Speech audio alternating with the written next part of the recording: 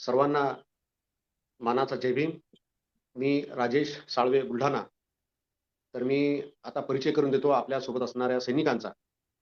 तर या मुलाखतीचं निमित्त आहे कोरेगाव भीमाचा विजय दिन आपण साजरा करतो आहोत. त्या निमित्तानं आपल्यासोबत आहेत अ, टू महार रेजिमेंटचे आदरणीय कैलाश खिल्लारे सर.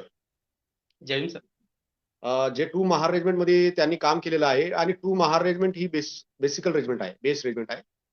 आणि यांनी हवालदार पदापर्यंत प्रमोशन घेतलं आणि तिथे देशाची सेवा केलेली आहे अनेक वर्ष. त्यानंतर आपल्यासोबत दुसरे सैनिक आहेत आदरणीय लक्ष्मण साळवे सर, की जे थ्री महार रेजिमेंटचे माजी सैनिक आहेत. त्यांनी थ्री महार रेजिमेंटमध्ये अनेक वर्ष देशाची सेवा केली आणि ते हवालदार या पदावर वरून ते रिटायर झाले, सेवानिवृत्त झाले. तर हे जे दोन सैनिक आहेत, हे जरी भारतीय सेनेमधून सेवानिवृत्त झाले, परंतु या दोघांनी सुद्धा समाजसेवेचा विडा उचललेला आहे. तर ते आपला बराचसा वेळ लोकांमध्ये जागृती निर्माण करण्यासाठी किंवा लोकांना सामाजिक सेवा देण्यासाठी ते आपलं काम करत असतात. तर त्यानिमित्ताने आपण अत्यंत सन्मानपूर्वक बहुजन संघटकच्या पेजवर आदरणीय खिल्लारे साहेब आणि आदरणीय लक्ष्मणदादा साळवे सर यांना आपण इन्व्हाइट केलेलं आहे. तर महार सैनिकांचा जो इतिहास आहे त्या अनुषंगानं छत्रपती शिवाजी महाराजांच्या आर्मीमध्ये महार सैनिकांचा खूप मोठा सहभाग होता आणि अनेक लढायांमध्ये शत्रू सैनिकांना पाणी पाजण्याचं काम शिवकाळातील महार सैनिकांनी केलेलं आहे. छत्रपती शिवाजी महाराजांचं समतावादी स्वराज्य निर्माण करण्यामध्ये अनेक महार वीरांनी आपलं रक्त सांडवल्याचं इतिहासामध्ये नोंद आहे. मराठा समाजातील तत्कालीन इतिहासकार नारायण गुंजाळ साहेबांनी शिवपुत्र संभाजी नावाच्या आपल्या ऐतिहासिक दस्तऐवजांच्या पुराव्यासह लिहिलेल्या पुस्तकामध्ये अनेक महार वीरांचा इतिहासाचा आणि त्यांच्या लढायांचा उल्लेख हा केलेला आहे. तर अशी ही महार लढवय्या सैनिकांची परंपरा नंतर इंग्रज काळामध्ये सुद्धा बॉम्बे नेटिव्ह लाईट इन्फंट्रीच्या पलटणीमध्ये महारांचा अधिक प्रमाणामध्ये भरणा होता. त्यानंतर फर्स्ट वर्ल्ड वॉरमध्ये महार 111 ही पलटण उभी झाली. त्यानंतर इंग्रजांनी ती पलटण पुन्हा बंद केली आणि बाबासाहेब डॉक्टर आंबेडकर यांनी अथक परिश्रम करून इंग्रज सत्तेशी संघर्ष करून 1 ऑक्टोबर 1941 मध्ये फर्स्ट महार रेजिमेंटची स्थापना केली. त्यानंतर सेकंड रेजिमेंट निर्माण झाली, त्यानंतर थर्ड रेजिमेंट निर्माण झाली. फर्स्ट, सेकंड, थर्ड या महार रेजिमेंटच्या बेस रेजिमेंट आहे. तर त्या बेस रेजिमेंट पैकी सेकंड महार रेजिमेंटचे आदरणीय खिल्लारे साहेब आणि थर्ड महार रेजिमेंटचे आदरणीय साळवे साहेब आज आपल्या सोबत आहेत. तर बहुजन संघटकच्या पेजवर मी दोघांचंही अत्यंत सन्मानपूर्वक स्वागत करतो आणि त्यांचे अभिनंदन करतो की त्यांनी वेळ दिला. तर मी सगळ्यात प्रथमतः आदरणीय खिल्लारे साहेब, कैलाश खिल्लारे साहेब यांना एक प्रश्न विचारतो की भारतीय सेवेमध्ये भरती होऊन देशाची सेवा केली पाहिजे अशा भावना तुमच्या मनामध्ये कशा निर्माण झाल्या आणि तुम्ही कशा पद्धतीनं तुम्ही प्रेरणा कोणाकडून घेतली आणि तुम्ही कशी भरती झाली त्याबद्दल आम्हाला माहिती सांगा. जय हिंद सर. आपण खूप मार्मिक असा प्रश्न विचारलेला आहे. सर, मी आपल्याला सांगू इच्छितो की माझ्या घरी सुरुवातीपासूनच महार रेजिमेंटचं वातावरण होतं. माझे वडील बुद्धवासी श्री बाबूराव खिल्लारे हे सेकंड महारमध्येच त्यांनी नोकरी केली आणि ते नोकरी करत असताना आमच्या बाबांनी 1962, 1965 आणि 1971 या तिन्ही युद्धामध्ये त्याने सक्रिय सहभाग घेतला. आणि आम्ही लहान असताना, आम्ही शाळेमध्ये असताना आमची आई सुद्धा आम्हाला घरी या महार रेजिमेंटचा इतिहास सांगत होती. माझे वडील सुट्टीवर आल्यानंतर सामाजिक प्रबोधन करत असताना महार रेजिमेंटचं कार्य समाजामध्ये सांगत होते आणि त्यामुळे लहानपणापासूनच मी माझ्या वडिलांच्या पायावर पाय ठेवून आणि वडिलांच्याच संस्कृतीचा भाग हा समोर न्यायचा म्हणून एक वडिलांची प्रेरणा घेऊन आणि विशेष म्हणजे बाबासाहेब यांनी महार रेजिमेंटची स्थापना केली आणि महार रेजिमेंटची स्थापना करताना बाबासाहेबांनी 500 शूरवीर महारांचा हा हवाला इंग्रज अधिकाऱ्यांना ईस्ट इंडिया कंपनीने दिला होता. तर हे सगळं इतिहास माझ्या घरी लहानपणापासून माझ्या कानावर पडत होता आणि मला या गोष्टीची खूप अशी मनामध्ये मी प्रेरणा घेतली की आपण सुद्धा सैन्यामध्ये विशेष महार रेजिमेंटमध्ये जावे. म्हणून मी महाराजमध्ये ट्रेनिंग करून महाराजमधलाच गेलो आणि महाराजमध्येच मी सेवा दिली. क्या बात आहे. खूप खूप धन्यवाद खिल्लारे साहेब. खिल्लारे साहेबांनी खूप चांगल्या पद्धतीने सांगितलं की त्यांच्या घरामध्येच एक सैनिकी वातावरण होतं. त्यांचे वडील सुद्धा 62, 65 आणि 71च्या वारमध्ये त्यांनी सुद्धा देश सेवा केलेली आहे. तर ती प्रेरणा घेऊन आदरणीय कैलास खिल्लारे साहेब हे आर्मीमध्ये गेले. त्यानंतर मी आदरणीय लक्ष्मणदादा साळवे यांच्याकडे जातो. हे लक्ष्मणदादा साळवे हे आर्मीमध्ये इन्स्ट्रक्टर सुद्धा होते. तर मी त्यांना एक विचारतो की ते इन्स्ट्रक्टर ज्यावेळेस होते महार रेजिमेंटला, तर तो अनुभव तुम्ही आमच्या प्रेक्षकांना सांगा, अशी मी तुम्हाला नम्र विनंती करतो. प्रथमतः मी संयोजक बहुजन संघटकचा सर्व महार रेजिमेंटच्या वतीने खूप खूप धन्यवाद देतो.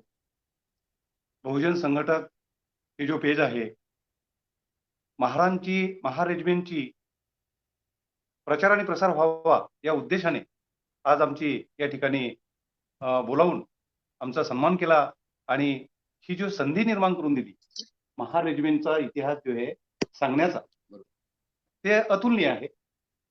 म्हणून मला असं वाटतं की सर्वप्रथम बहुजन संघटक पेज याचं मी खूप खूप अभिनंदन, धन्यवाद देतो. आणि मला या ठिकाणी असं म्हणायचं आहे, महार सैनिक तोच प्यारा, मरून रंग का ध्वज हे न्यारा.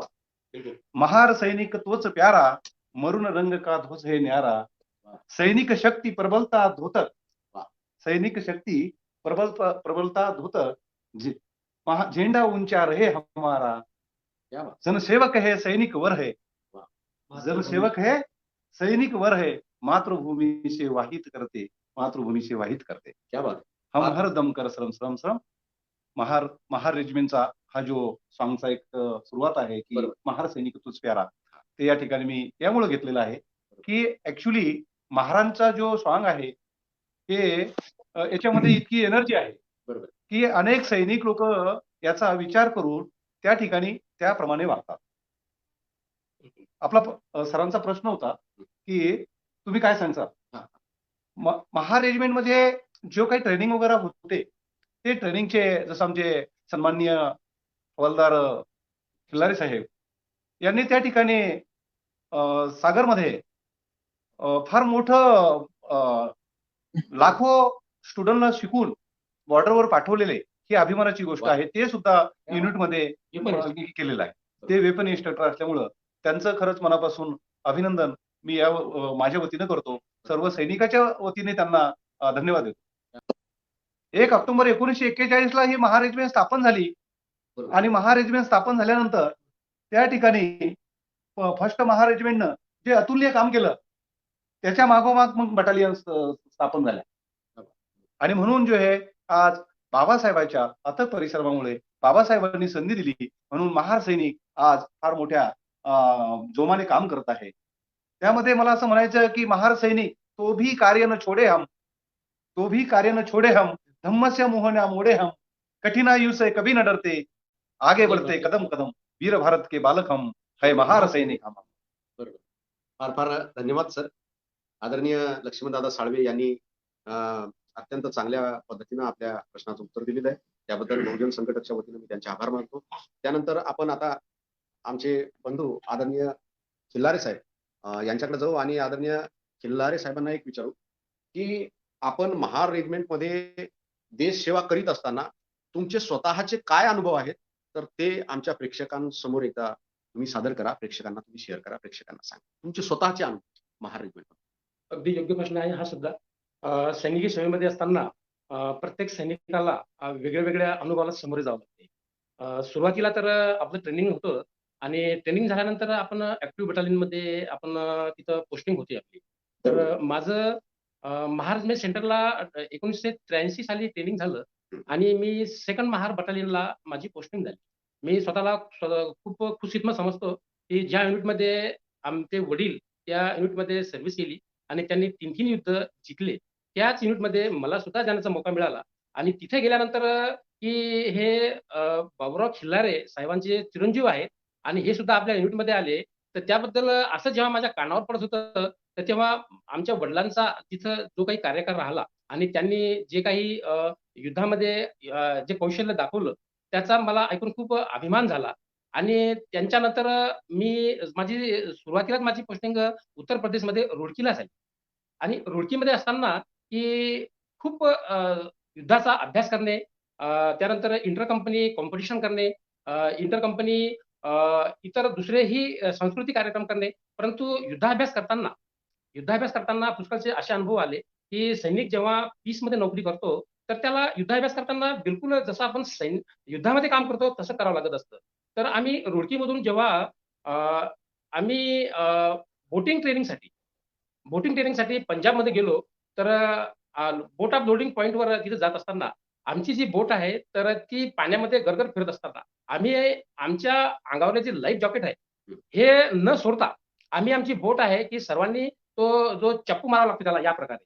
ते चप्पू मारून आमची ती बोट किनाऱ्यावर आणली आणि शेवटी ती बोट बुडायच्या याच्यामध्ये होती, तरी आम्ही सर्वांनी ती बोट वाचवली आणि इतर सैनिकांचे प्राण बी वाचवले. तो मला पहिला असा अनुभव होता, की आपण सैन्यामध्ये हा युद्धाभ्यास आहे. परंतु आपण ॲक्चुअली जेव्हा युद्धामध्ये काम करू, तेव्हा तो वेळ कसा असेल. त्यानंतर दुसरा असा अनुभव आहे, की जेव्हा भारतामध्ये आंतरिक युद्ध जसे की आतंकवादी हे भारतामध्ये घुसून आपल्या भारताची पूर्ण व्यवस्था खिळखिळ करत होते. त्यामध्ये मणिपूर, इंफाल, नागालँड या भागामध्ये काम करत असताना, की आम्ही पेट्रोलिंग करत असताना जवळ-जवळ 1.5 महिना आमचा काही थांगपत्ता नव्हता. आम्ही 1.5 महिना घरी पत्र पाठवू शकलो नाही. कारण त्या टायमाला फोनची व्यवस्था नव्हती. बरोबर. तर त्या टायमाला आम्हाला असे अनुभव आले, की आम्ही खास करून आसाम आणि नागालँडमध्ये तिथं आम्ही लोकॅलिटीशी जेव्हा आम्ही संपर्क साधत होतो, तेव्हा आम्हाला सिव्हिल लोकं सुद्धा मदत करत नव्हती. परंतु त्यांना आतंकवादाची खूप भीती वाटायची, की आपण सैन्याला मदत केली, तर उद्या आपल्या पूर्ण घराचाच हे लोकं खात्मा करतील. म्हणून आम्ही त्या लोकांना विश्वासात घेतलं आणि त्यांना खूप धीर दिला, की बे आम्ही तुमच्या सोबत आहोत. त्यानंतर आम्हाला सिव्हिल लोकांनीच खूप मदत केली. मदत करून त्यांनी सुद्धा आम्हाला आतंकवाद्यांचे ठिकाणे सुद्धा दाखवायला मदत केली. परंतु माझा तो 1.5 महिन्याचा जो कालावधी असा होता, की वरतून पाऊस पडतो आणि आम्ही खाली जवळ-जवळ 1.5 ते 2 फुटाच्या म्हणजे चिखलमध्ये तिथे सुद्धा आम्ही म्हणजे पायी चालून आणि रस्त्यावरती की इतका धो-धो पाऊस पडत होता आणि मणिपूर आणि नागालँडमध्ये ते जोग असायचे. ते जोग कधी माणसाला लागले, तर ते पूर्ण रक्त म्हणजे ॲब्सॉर्ब करेपर्यंत ते सोडत नव्हतं. तर तिथं आम्हाला जेवणाची अशी काही व्यवस्था नव्हती. गावकरी एवढे साथ नव्हते देत. तर आम्ही सेक्शनमध्ये आमच्याजवळ जे काही राशन पाणी होतं, तर आमच्याकडे फक्त चहा हां, हां. चहासाठी एक मिल्क पावडर होतं आणि चायपत्ती होती. तर आता खाली इतका म्हणजे पाणी असताना आणि तो गारा चिखल असताना, तर आम्ही 2 सैनिकांनी मिस्टिंगमध्ये पाणी टाकलं आणि चहाचं सामान टाकलं. 2 सैनिकांनी त्या रॉकेलमधून त्या काड्या पेटवल्या आणि तो एक अनुभव असा वाटला, की आम्ही तो चहा घेताना, की अशी वाटते, की हे वाटते, की आपण एवढं परिस्थिती खराब असताना बी, की आपण पेट्रोलिंगमध्ये हे इतर सैनिकांना चहा पाजला. नंतर गावामध्ये जाऊन आम्ही पूर्ण गावाची तिथं आम्ही ओळख करून घेतली आणि त्यानंतर त्यांना धीर देऊन आणि सैनिक त्यांच्या सोबत आहेत हे सांगून आतंकवाद्याचे पूर्ण ठिकाणे यांची माहिती घेऊन आम्ही परत दुसरी पेट्रोलला आम्ही सुरुवात केली आणि आमचा जो प्लॅनिंग आहे त्या प्लॅनिंगनुसार आम्ही आमच्या कमांडरला सांगून त्या हेडक्वार्टरला आम्ही तिथे गेलो आणि आतंकवाद्याच्या ठिकाणावर छापा मारला. छापा मारला असताना बरेचसे हत्यार, त्यांचं बारूद, त्यांचे कपडे, त्यांचे खाण्यापिण्याचे ठिकाण हे सगळे आम्ही ताब्यात घेतले आणि त्यामधले काही आतंकवादी पळून गेले. तर काही अ, ते पळून जाण्यामध्ये यशस्वी झाले. परंतु तिथं फायरिंग सुद्धा झाली. फायरिंग करत असताना काही कॅज्युअल्टी झाले. तर त्यांना पकडून आम्ही रिसर्च दवाखान्यात दिलं आणि बाकी पोलिसांच्या हवाली केलं. हा एक माझा अनुभव माझ्या जीवनातला खूप मोठा होता. बस एवढं मी सांगतो.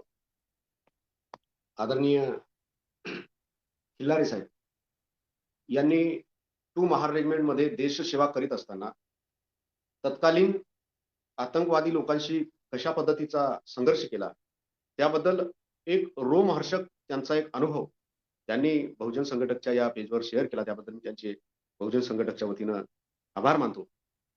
तर महार रेजिमेंट ही आजही बॉर्डरवर कशा पद्धतीनं सेवा देत आहे, त्याबद्दल आता आपण सैनिकांना भेटून प्रत्यक्ष त्याची चर्चाच घडवून आणत आहे. तर यानंतर मी आमचे ज्येष्ठ बंधू आदरणीय लक्ष्मणदादा साळवे यांना असा प्रश्न विचारतो, की ज्या पद्धतीनं आदरणीय खिल्लारे साहेबांनी त्यांचा अनुभव देश सेवा करीत असताना सांगितला, तर त्यांच्याप्रमाणे दादा तुमचा काय अनुभव आहे देश सेवा करीत असताना? तो एकदा सांगा आमच्या प्रेक्षकांना. बिलकुल. मग मी 1993 मध्ये उडी सेक्टर या ठिकाणी होतो. हो. त्या ठिकाणी आम्ही जवळ-जवळ 7 माणसं पेट्रोलिंगला चाललो. जी. तर त्यामध्ये नवीन मुलं होते. काही आम्ही हवालदार लोकं, नाईक लोकं आणि शिपाई. तर यामध्ये ज्या परिसरामध्ये झाडी अशी घनदाट होती, अशा परिसरामध्ये गेल्यानंतर आम्हाला ते असं पुढं एक डब्बा दिसला. हं. त्या डब्यामध्ये काय असेल म्हणून एका शिपायानं तो लीडिंग करत होता. तर त्यानं ते बायनॉक्युलर असावा. हं. परंतु तो त्याला जेव्हा पकडायला गेला, हं. तेव्हा त्याच्यामध्ये बॉम्ब होता. बरं. तो स्फोट झाल्यानंतर त्या व्यक्तीच्या बबन थोरवे हे बबन थोरवे हे बुलढाणा जिल्ह्याचे अ, राहणारे असून ते त्यांचे त्या प्रसंगी तुकडे झाले. बरं. परंतु जे मागचे सैनिक होते,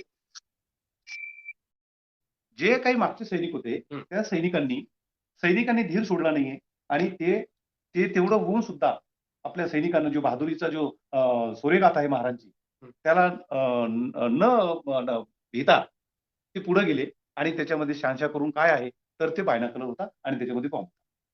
ठीक आहे. तो बॉम्ब जो आहे स्फोट झाला आणि सैनिक त्या त्या टायमाला बरंच नुकसान झालं. उरी सेक्टरची ही माझ्या अ, अ, जीवनातली, माझ्या ड्युटीच्या दरम्यानची ही फार महत्वाची एक घटना घडलेली आहे आणि ते अ, भविष्यामध्ये ते बघितल्यानंतर हं. की अनेक सैनिक लोक जे हे अशा गोष्टीला महार सैनिक म्हणजे इतके कसे धैर्यवान आहेत, इतके कसे हिंमतवान आहेत, इतके कसे पराक्रमी आहेत, ते त्याच्यामधून मला दिसून आलं की एवढं स्फोट होऊन सुद्धा हा बिलकुल निडर काम करतो. अंबूस लावलं त्यांनी त्या ठिकाणी हं. आणि जी पेट्रोलिंग केली. हं. तर तेव्हा तो प्रसंग मला माझ्या मनाला फार म्हणजे एक या महार सैनिकांचा एक आदर वाटतो. क्या बात. हां. तर त्याच्याबद्दल एक असं एक म्हणून इच्छितो. सांगा ना, सांगा. करते है व्यापार, हं. तो हानिया बहुत है. क्या बात. करते है व्यापार, आणि या तो हानिया बहुत है. जीते है जिंदगी, तो मुश्किलियाँ बहुत है. वाह, वाह. जीते हैं जिंदगी तो हो. मुश्किलियां बहुत है, फिर भी हम ना रुकते हैं ना झुकते हैं, वाह. हमेशा ही आगे बढ़ते हैं क्योंकि हम पर महार रेजिमेंट की मेहरबानियां बहुत है. वाह. महार रेजिमेंट की मेहरबानियां बहुत है. फार फार धन्यवाद साळवे दादा. बात कुछ ऐसी है कि हस्ती मिटती नहीं हमारी. बात कुछ ऐसी है कि हस्ती मिटती नहीं हमारी. 100 बार कर चुका है तू इम्तिहा हमारा. आदरणीय साळवे दादाचे मी आभार मानतो. आता त्यानंतर आपण परत एकदा खिल्लारे साहेबांकडे जाऊ.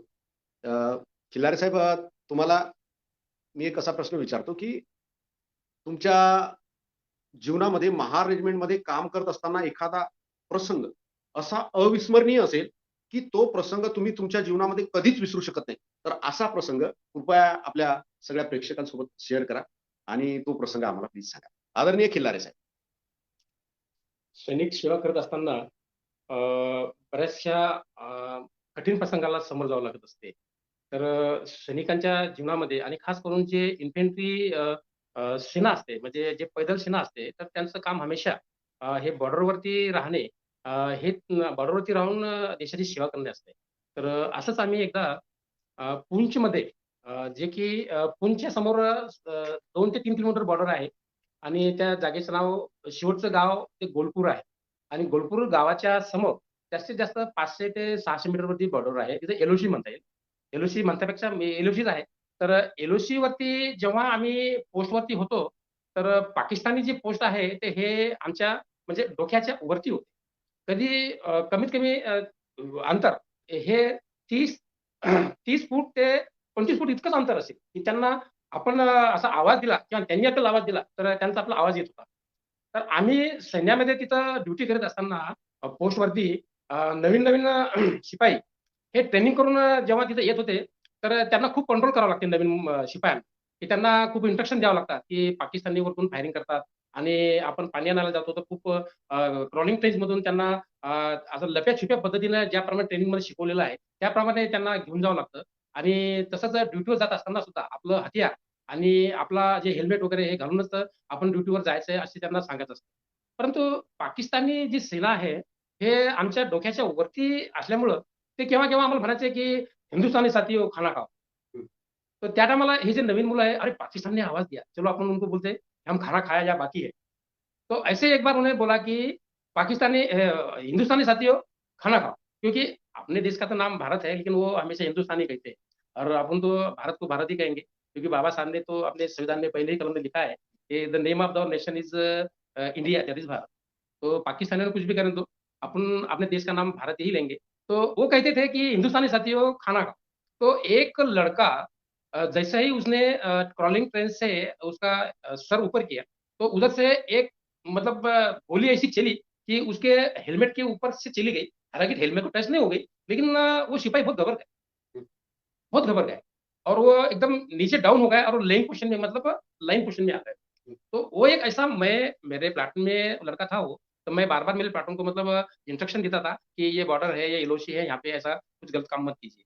ये एक मैं कभी नहीं भूल सकता.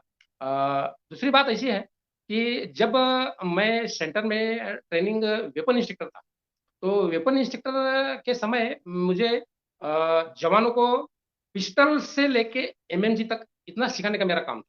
अभी बात ऐसी है कि मराठी बोलते बोलते हम हिंदी पर भी आते हैं, क्योंकि एक फौजी एक लैंग्वेज फौजी ऐसा है कि वो जैसा कि बंदर बचपन से मतलब गुलाटी मारना सीख गया है, तो वो बुढ़ेपन भी वो भूलता नहीं. तो फौजी का कुछ ऐसा है. चलो अभी हम मराठी में बात करते हैं. तो उस लड़के, चलो हिंदी में बात करते हैं. उस लड़के को मैंने इतना संभाला और फिर बाद में बाकी को सबको बताया कि भाई ऐसा पाकिस्तानी साथियों ने कभी आवाज भी दिया था, वो ऊपर जाना नहीं. ये एक बात मतलब कभी मैं भूलने वाला नहीं है. दूसरा, अभी मैं ट्रेनिंग सेंटर की बात करता हूँ. मैं महाराज में ट्रेनिंग सेंटर में 1995 से लेकर 2000 तक मैं कम से कम 6 या 7 हजार सैनिक को मैंने ट्रेनिंग दिया. तो वो मैं ट्रेनिंग वेपन इंस्ट्रक्टर था. तो पिस्टल से लेके एमएमजी तक सिखाने का, उनका ट्रेनिंग प्रोग्राम अरेंज करना, उनको ट्रेनिंग सिखाना और उनकी जो बेसिक ट्रेनिंग है, फायरिंग है, ये उनको सब सिखाने का जो मेरा जॉब था. तो एक बार फायरिंग रेंज के ऊपर जब हम 1 से लेकर 10 तक जवान फायरिंग को सिखा रहे थे, तो उसमें अचानक एक कुत्ता सामने आ गया. एक कुत्ता सामने आ गया कि एक लड़के ने बोला कि सर मैं उसको उड़ाऊ क्या. मैं बोला बिल्कुल नहीं, अपन सैनिक है, लेकिन फिर भी उसको जीने का अधिकार है. लेकिन उसके ऊपर गोली चलाई उसने, लेकिन उसको लगी नहीं. लेकिन मैं तुरंत फायरिंग स्टॉप कर दिया और जो जवान फायरिंग कर रहे थे उनको उठा के पीछे लाए, और जो जवान ने बिना मतलब हुक्म की गोली चलाई, उसको बहुत पनिश किया मैंने. पनिश करने के बाद में वो उतना मतलब मायूस हो गया कि उसने घर जाने की तैयारी की. फिर उसको समझाते समझाते मुझे बहुत मतलब ये हो गया कि अब इसको किस तरह समझाएंगे. लेकिन फिर वरिष्ठ अधिकारी को बता के उसको सब समझा के उसका एप्लीकेशन वापस लिया, और वो लड़का आज सूबेदार बन के रिटायर हो गया और फॉरेस्ट डिपार्टमेंट में काम करता है. क्या बात. वाह वाह. और अभी भी मिलता है. तो कहता है कि साहब आपने मुझे समझाया और आपने पनिश भी बहुत किया, लेकिन उस पनिशमेंट का मुझे फायदा हो, और आखिर वो सूबेदार बन के रिटायर होके फॉरेस्ट में नौकरी कर रहा. इसी प्रकार बुल्ढाना जिले में मैं खुद पुलिस डिपार्टमेंट में अभी 21 साल नौकरी करके रिटायर हो चुका हूँ. मेरे पुलिस डिपार्टमेंट में जब मैं सेंटर में था, तो ऐसे जवानों को मैंने ट्रेनिंग दिया. वो उनकी वहाँ नौकरी करके कोई हवलदार में, कोई सूबेदार में, कोई ऑर्डिनरी लेफ्टिनेंट कैप्टन बन के भी रिटायर होके अपने परिवार के साथ में है. और वो जब मुझे मिलते हैं तो मेरी छाती बहुत चौड़ी हो जाती है कि मैंने ऐसे महार सैनिक बनाए कि जिन्होंने महार रेजिमेंट का नाम ऊंचा करके सिविल में आके भी वो हमारे साथ नौकरी कर रहे हैं और समाज सेवा भी कर रहे हैं. अभी हम पिछले 1 अक्टूबर 2022 को भुसावल में हमने कार्यक्रम लिया था. उसमें बहुत सारे मेरे हाथ ट्रेनिंग किए हुए सब जवान मुझे मिले और उन्होंने बोला कि सर आप रिटायर होने के बाद भी ये काम कर रहे हैं. मैं बोला बाबा साहब ने हमें सक्षम बनाया और वो 500 महार की हमें शपथ है कि जिन्होंने हमको आत्मसम्मान दिलाया, तो हमें अपना समाज को आगे शिक्षित करना है. बाबा साहब ने बताया कि संगठित बनो, संगठित रहो, शिक्षित बनो और संघर्ष करो. ये जो नारा है बाबा साहब ने हमें दिया, उसका आदर्श हमने पूरा समाज को देना है. इसलिए हमने भुसावल में जो कार्यक्रम लिया था, वो कार्यक्रम बहुत अच्छा तरीके से हुआ और पूरे समाज में एक अच्छा मैसेज गया. उसके बाद में 26 नवंबर 2022 को संविधान रैली का आयोजन किया था, और इस संविधान रैली में मेरे साथ में बैठे हुए आदरणीय लक्ष्मण साल्वे साहब मेरे साथ में बैठे हैं, और हम दोनों ने भी इस कार्यक्रम का मतलब नियोजन करके संविधान रैली भी निकाली और बाबा साहब को वहाँ मानवंदना देकर संविधान रैली की शुरुआत किया. उस संविधान रैली में फर्स्ट महार के वीर चक्र प्राप्त किए हुए भारत पाक लड़ाई में 1971 में जिन्होंने अपनी लड़ाई में हिस्सा लिया था और वो उनको वीर चक्र से सम्मानित किया। ऐसे हवलदार साळवे साहब को कचरू साळवे साहब को हमने संविधान रैली में बुला के उनका संविधान रथ में बिठा के उनका सत्कार किया और आखिर में जयस्तंभ चौक में संविधान रैली का सांगता करके हमने सभा लिया और संविधान की जन जागृति भी किया। और जन जागृति करते हुए मुझे बड़ा फक्र होता है कि संविधान का प्रियम्बल ये शपथ देने के लिए साळवे साहब ने मुझे आमंत्रित किया था। क्या बात। और मैंने सभी सभा के सामने बिल्कुल ना पढ़ते हुए संविधान का जो प्रियम्बल है वो देके शपथ दिलाई और यही कार्यक्रम हम हर साल करेंगे और मार्च में स्थापना दिवस भी करेंगे। ये सब लोगों को बता के जन जागृति कर रहे हैं और इसके पीछे सिर्फ बाबा साहब का और वो 500 समारोह का हमें प्रेरणा मिलती है। अभी भीमा कोरेगांव का जो कार्यक्रम 1 तारीख को है, जो शिवरात्रि दिन है, उस शिवरात्रि दिन को भी हम भीमा कोरेगांव में जाएंगे और उन 500 महार सैनिकों को वो जिन्होंने अपना 1 जनवरी 18 से 18 को जो अपना शौर्य दिखाकर अपने महार समाज को आत्मसम्मान दिलाया, तो उनके प्रीत्यर्थ हमने बहुत सारे पेपर में जाहिरात दिया है, उनका हमने लोगों को शुभेच्छा दी है और हम 1 जनवरी 2023 को वहाँ बड़ा कार्यक्रम करने वाले हैं और उस शौर्य स्तंभ को मानवंदना देकर ये सभी समाज को, सभी भारतवासियों को ये बताना चाहते हैं कि महार रेजिमेंट बाबा साहब ने 1941 में जो स्थापन की, उसके पीछे 500 महारों का योगदान और यही हमारे शरीर में जो खून दौड़ रहा है, अभी भी हम उस कार्य पर काम करेंगे। बस मेरे जीवन में ये 2 जो बातें हैं जो मैं आपको बताना चाहता और आदरणीय साळवे सर ने, राजेश साळवे सर ने हमें यहाँ बुला के अपने महार रेजिमेंट में सर्विस करते हुए अपने अनुभव जो बताने का मौका दिया और बहुजन संगठक इस पेज के ऊपर मैं बहुजन संगठक राहुल खांडेकर सर का भी बहुत अभिनंदन करता हूँ कि यहाँ बुला के एक महार सैनिक का यहाँ मतलब आदरपूर्वक सम्मान करके उनकी मुलाकात ली। मैं बहुत धन्यवाद करता हूँ। जय हिंद। धन्यवाद खिलारे साहेब. महार सैनिकांचे अनुभव हे खूप थरारक आहे. आम्ही लहान असताना माझे वडीलही म्हणजे ईएमईला होते, इलेक्ट्रिक मेकॅनिकल इंजिनिअरिंग डिपार्टमेंट आर्मीमध्ये, आणि आमचे मुंद्रीवाले एक मामाश्री होते आमचे एकनाथजी आंबोरे, जे सुभेदार मेजर होते महार रेजिमेंटला, आणि त्यांनी खूप दिवस सागरला नोकरी केली. मी ज्यावेळेस महार रेजिमेंटचा अभ्यास करण्यासाठी ज्यावेळेस सागरला गेलो, तर सागरला गेल्यानंतर मला आमचे आंबोरे मामा, एकनाथजी आंबोरे मामा, जे दिवंगत आहे, सध्या आपल्यामध्ये नाहीये, परंतु त्यांनी सांगितलेल्या एका अनुभवाची मला त्या ठिकाणी आठवण आली. तर त्या मामांनी सांगितलं की आम्ही बॉर्डरवर होतो गन वगैरे घेऊन, आणि रात्रीच्या वेळी एक स्ट्रिक्ट म्हणजे सूचना दिली होती सगळ्या सैनिकांना की कुणीही सिगरेट ओढायची नाही. परंतु चुकून एका सैनिकाला झोप येत होती, मग त्यांनी अशी सिगरेट ओढली आणि सिगरेट ते प्यायला लागले. तर सिगरेटचा एक झुरका ओढल्यानंतर तिकडनं गोळी आली आणि ती गोळी त्या सैनिकाच्या तोंडातून जाऊन मागून निघली आणि पूर्ण त्याचं जे काही मागचं जे डोकं आहे, लहाना मेंदू डायरेक्ट त्याचा बाहेर पडला.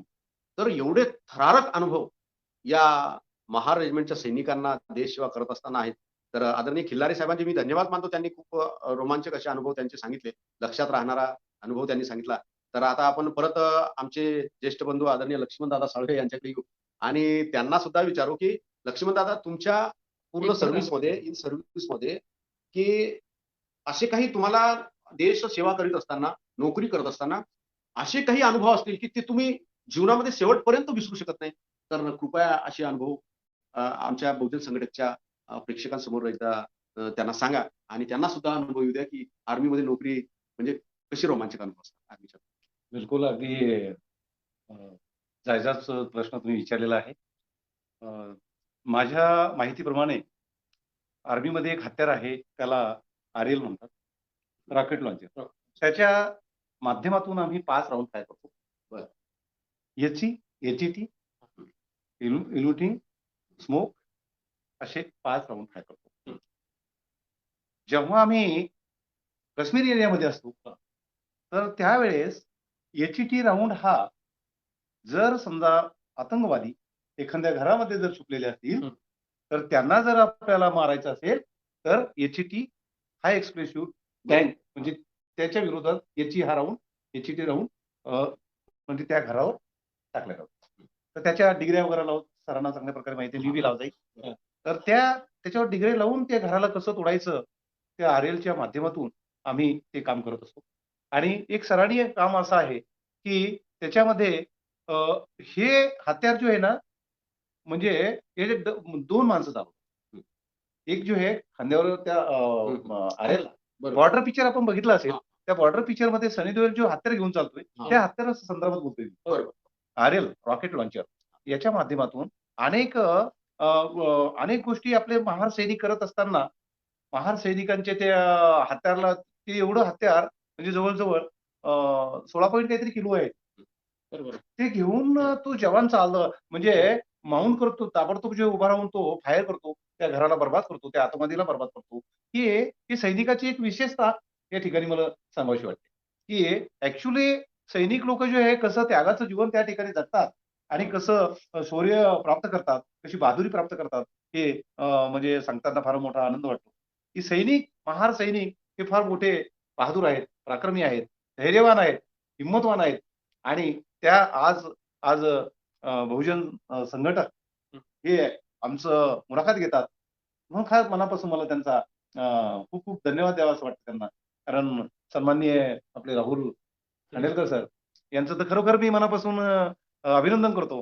कारण हा जो पेज आहे, हा इतका महत्त्वाचा मला असं वाटतं, की सर्व जगभर या गोष्टी जाणाऱ्या आहेत. सैनिकांना प्रोत्साहन देतात. सैनिकाचं तुम्ही कौतुक करताय. तर हेच फार मला या ठिकाणी आनंद वाटतो आणि भविष्यामध्ये नेक्स्ट टाईमाला आम्ही नक्कीच चांगल्या प्रकारे आपल्याला प्रतिसाद देऊ आणि अभ्यासपूर्वक जे आहे आपण कामं करत आहोत. आम्ही अ, गेल्या 5 वर्षापासून महार रेजिमेंट स्थापना दिवस जो आहे साजरा करत आहोत. अ, अनेक सैनिक जो आहे ड्रेस कोडवर बोलवत आहोत. अनेक महिलांना जो आहे ड्रेस कोड निर्माण करण्याचे प्रयत्न करत आहोत आणि सैनिकांना एकत्रित करून फार मोठी सैनिकाच्या उपस्थितीमध्ये या महार रेजिमेंटचं नाव उच्चार करण्याच्या प्रयत्नात मी आणि खिल्लारे साहेबच नव्हे, तर सर्व बिना परिश्रम एसकार सैनिक सेवा संघ हे करत आहेत आणि ते बुलढाणा डिस्ट्रिक्टच्या माध्यमातून करत आहेत. बरोबर. 13ही तालुक्यामध्ये आता भविष्यामध्ये आम्ही शाखा ओपनिंग करणार आहोत आणि सैनिकांना भविष्यामध्ये सक्रिय करून सैनिक हा शिस्तबद्ध असतो आणि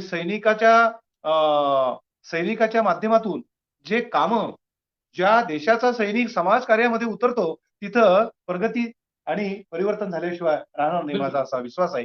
एकदम. महापुरुष म्हणतात, की महापुरुष इतिहास घडवतात, तुम्ही माना किंवा नका मानू.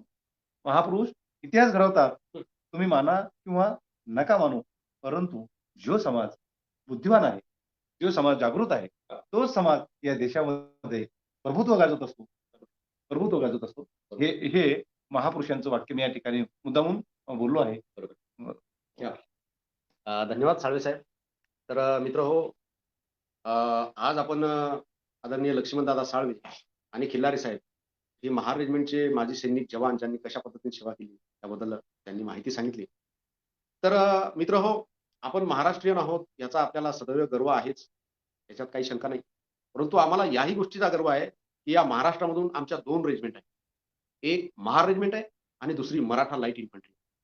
महार रेजिमेंटचं खूप मोठं काम आहे, तसंच मराठा लाईट इन्फंट्रीचं खूप मोठं काम. मराठा लाईट इन्फंट्री, लाईट म्हणजे जसं बिजली एकदम स्पीडनं चमकते, बिजलीचा प्रचंड वेग असतो, तर त्या बिजलीच्या किंवा विजेच्या प्रचंड वेगाने शत्रू सैनिकांवर तुटून पडणारी जर कोणती तुकडी असेल ती म्हणजे मराठा लाईट इन्फंट्री. तर आम्हाला खरं गर्व आहे की आमच्या महाराष्ट्रामधून 2 पलटणी अशा आहेत की त्या आपल्या देशाचं रक्षण करत आहेत आणि या दोन्ही पलटणीला खूप मोठा इतिहास आहे. आता मी त्या दिवशी रामसेज किल्ल्यावर गेलो होतो. या अनुषंगाने तो अनुभव सांगावासा वाटतो की रामसेज किल्ला खूप असा उंच असा किल्ला की औरंगजेबाने 60,000 सैनिक घेऊन तिथे डेरा घातला आणि गोविंद गोपाळ गायकवाड या महार समाजाच्या सैनिकाने आपल्या 600 मावळ्यांसोबत 6 वर्ष तो किल्ला औरंगजेबाला जिंकू दिला नाही. तर एवढी ही प्रचंड ताकद या महार सैनिकांमध्ये, लढवय्ये गुण मुळातच हुवेर शूद्रांमध्ये किंवा मला वाटतं हुवेर शूद्रामध्ये मार्शल कास्ट जे आहेत किंवा लढाऊ जाती ज्या आहेत, लढाऊ जमाती ज्या आहेत, तर त्याचं वर्णन किंवा त्याची गुणवैशिष्ट्य बाबासाहेब डॉक्टर आंबेडकर आपल्या त्या एका लेखामधून सांगतात की हे लोक लढणारे लोक कसे आहेत आणि या महाराष्ट्रातले मुळात हे मार्शल लोक आहेत आणि ह्या मार्शल लोकांच्या ह्या 2 रेजिमेंट आहेत. तर मित्र छत्रपती शिवाजी महाराजांच्या काळापासून तर त्यानंतरच्या काळामध्ये सुद्धा म्हणजे इंग्रजाच्या काळामध्ये सुद्धा आणि स्वतंत्र भारताच्या इतिहासामध्ये सुद्धा महार रेजिमेंट आणि मराठा लाईट इन्फंट्री या महाराष्ट्रातील सैनिकांनी आपल्या देशाची प्रचंड सेवा केलेली आहे.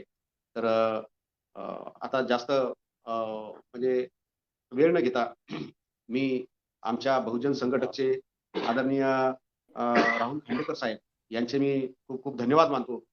त्याच नंतर आमचे आदरणीय किल्लारे साहेब आणि साळवे साहेब हे अत्यंत व्यस्त असताना सुद्धा आपल्या वेळात वेळ काढून त्यांनी बहुजन संघटक या चॅनलला येऊन आपली प्रकट मुलाखत दिली. त्याबद्दल चॅनलच्या वतीनं मी त्यांचे आभार मानतो. आणि आता नंतर आदरणीय राहुल दादा खांडेकर तुमच्याशी हितगुज करू इच्छितात. आणि सर्वात शेवटी आपण महार सॉंग घेऊन मग कार्यक्रमाची सांगता करू. महार सॉंग म्हणण्यापूर्वी आदरणीय राहुल दादा खांडेकर यांना मी विनंती करेल की त्यांनी या कार्यक्रमाच्या अनुषंगानं आपलं मत व्यक्त करावं. आदरणीय राहुल दादा खांडेकर. धन्यवाद सर.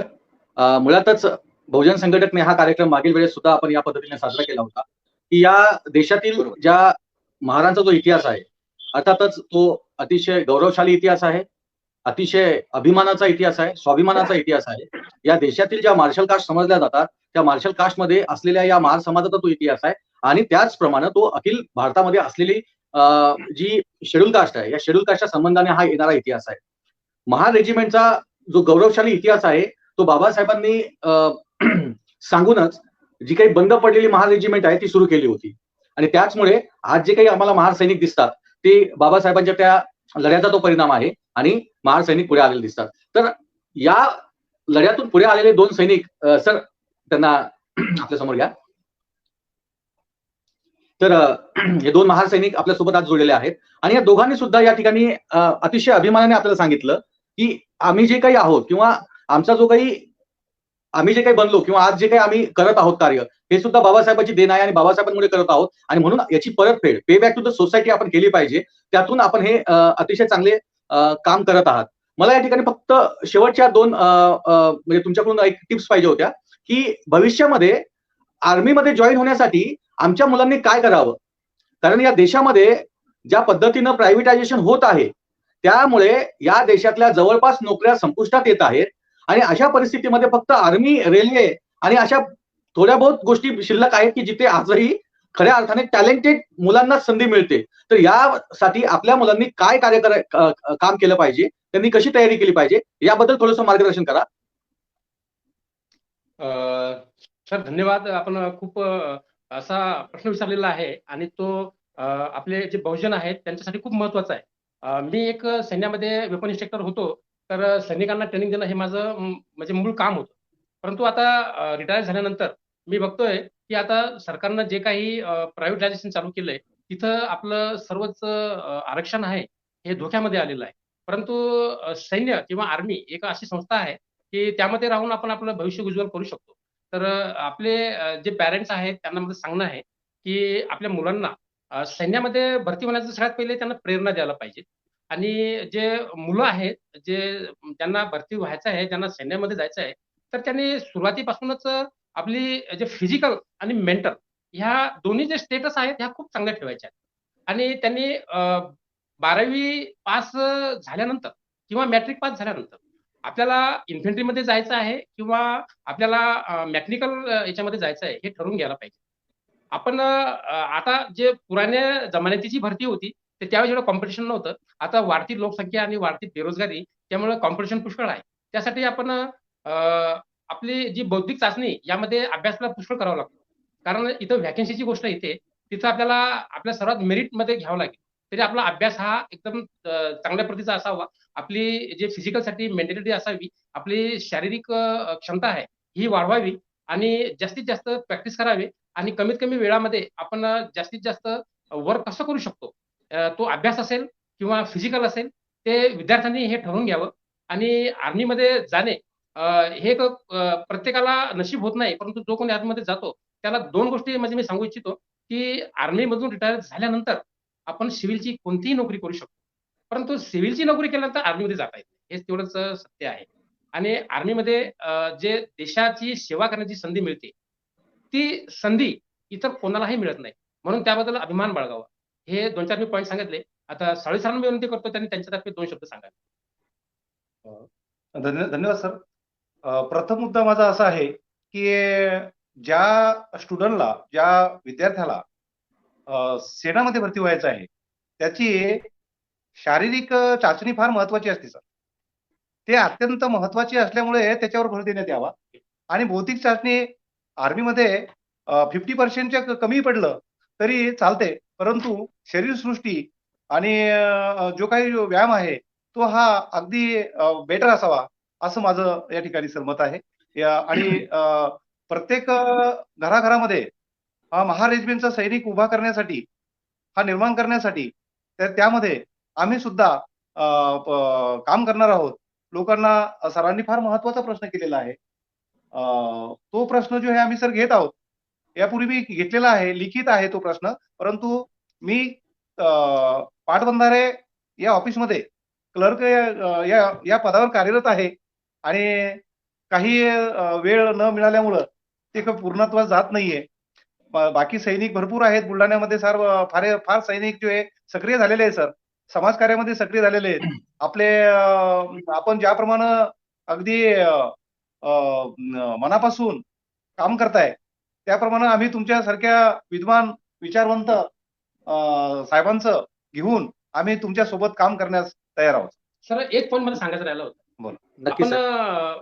मध्ये भरती होणं म्हणजे फक्त आपण एक अदर रँक्स म्हणून नाही, तर आपण मधामध्येच आपण मॅट्रिक आणि 12वीचा जो विषय घेतला होता, तर मॅट्रिकच्या नंतरच त्यांनी असे काही क्लासेस लावायला पाहिजे की जे CDS त्यानंतर SSB हे त्यामध्ये आपण कशा सक्सेस व्हायला पाहिजे म्हणजे ऑफिसर रँकसाठी. त्यासाठी मुलांनी NCC ला प्रवेश घ्यायला पाहिजे, नॅशनल कॅडेट कोरला. त्याचं आपलं C सर्टिफिकेट जर असलं त्यामध्ये विद्यार्थ्यांना खूप फायदा होतो ऑफिसरसाठी. तर आपला NT मार्फत आपण सैन्यामध्ये ऑफिसरसाठी सिलेक्ट होऊ शकता, CDS मार्फत होऊ शकता, SSB मार्फत होऊ शकता.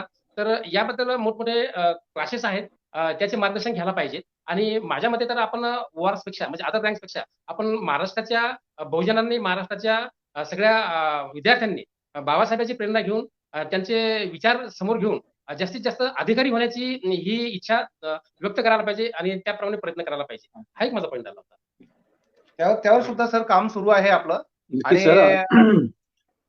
मुळातच हाच प्रश्न होता की ज्याप्रमाणे तुम्ही एक म्हणजे लढाऊ यंत्रणा म्हणून काम करता, परंतु जे काही मोठ्या पोस्ट आहेत म्हणजे कर्नल असतील किंवा ब्रिगेडियर असतील, की जे ऍडमिनिस्ट्रेशन मध्ये सुद्धा जास्त वावर असतो त्यांचा, तर या पोस्ट सुद्धा जसं तुम्ही सांगितलं की या पद्धतीने आपण त्या काबीज करू शकतो. आपण त्यासाठी सुद्धा प्रयत्न केले पाहिजे. अर्थातच स्पोर्ट्समध्ये आपल्या मुलांनी जास्तीत जास्त सहभाग घेऊन हा वे जो आहे आर्मीचा तो त्याला सोपा होऊ शकतो. खूप खूप खूप धन्यवाद सर. मला आता एक शेवटचं एक आपण टिप्पण घेऊ आणि पुढे जाऊ की तुमच्या हे जे कॅप्स आहेत, या कॅपवर जो बिल्ला लावलेला आहे, जो लोगो आहे, हा लोगो अर्थातच भीमा कोरेगावच्या क्रांतीस्तंभाचा तो लोगो आहे आणि तो महार रेजिमेंटने स्वीकारला. तर याबद्दल एक आपण ही काय गौरवाची गोष्ट आहे तुमच्यासाठी हे आम्हाला सांगावं, कारण आपण आज महार रेजिमेंटच्या शौर्य दिनानिमित्त अर्थातच विजय स्तंभाच्या शौर्य दिनाच्या निमित्त आज आपण भेटत आहोत, त्यामुळे यावर आपलं एक टिप्पण महत्वाचं आहे.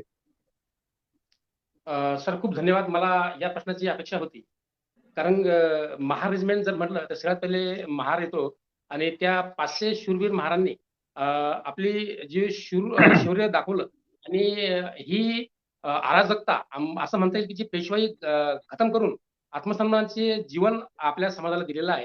त्याच्या पाठीमागचा जो इतिहास असा आहे की पेशव्याच्या काळामध्ये शिवाजी महाराजांच्या नंतर जी पेशवाई सुरू झाली, पेशव्यांच्या काळामध्ये आपले जे बहुजन वर्ग आहे, आपण त्यामध्ये SC म्हणता येईल, तर यांना खूप हिंतेची म्हणजे जनावरांपेक्षा बी खूप वेगळी वागणूक देण्यात होती. त्यांना माणूस म्हणून जगण्याचा अधिकार नव्हता.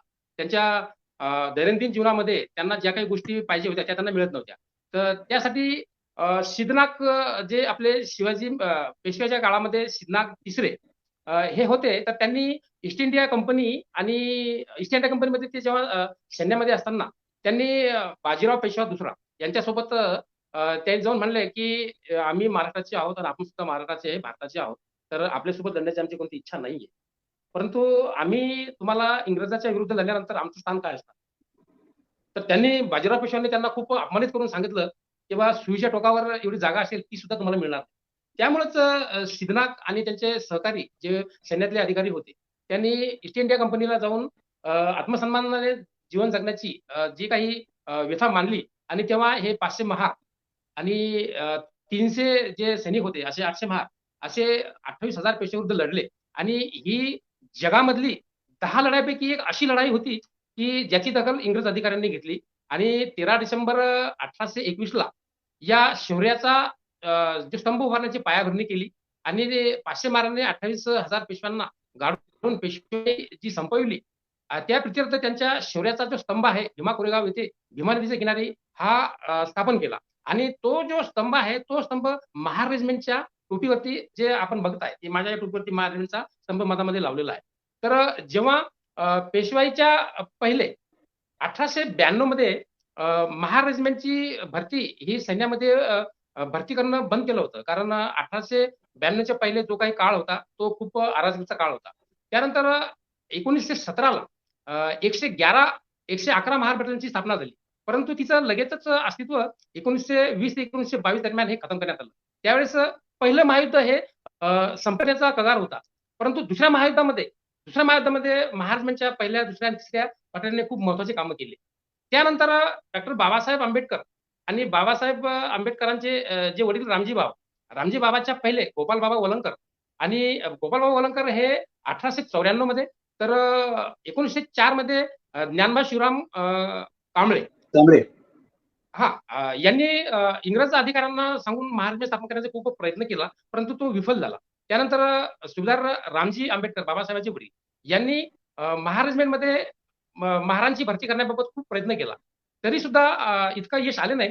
परंतु जेव्हा डॉक्टर बाबासाहेब आंबेडकर 1941 सालाच्या दरम्यानमध्ये व्हाईसराय ऍडव्हायझरी यामध्ये डिफेन्स काउन्सिलमध्ये ते सदस्य होते तर त्यामुळे त्यांनी इंग्रज अधिकाऱ्यांवरती दबाव आणला आणि 500 महारांनी 28,000 पेशव्यांना कसं खतम केलं.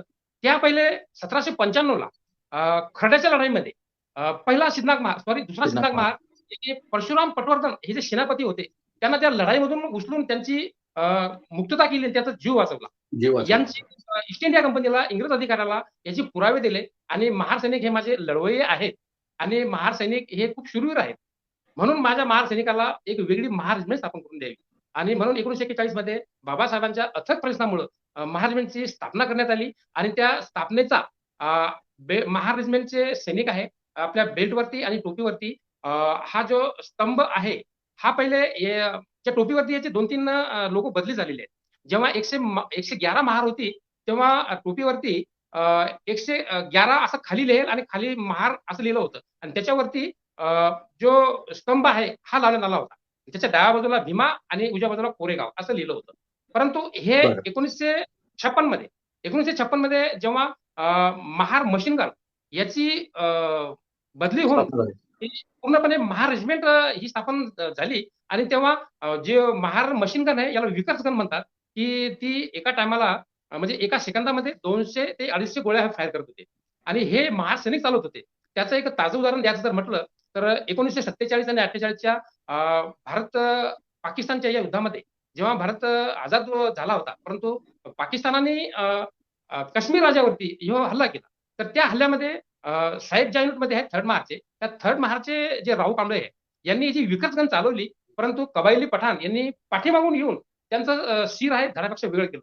परंतु महार सैनिक म्हणतात ना त्यांच्यामध्ये की इतकं बळ आहे की त्यांनी दोन्ही हातांनी जी विकर्स महार मशीन गन आहे ही चालू ठेवून समोर कमीत कमी 1 ते 1,500 सैनिकांचा खात्मा केला.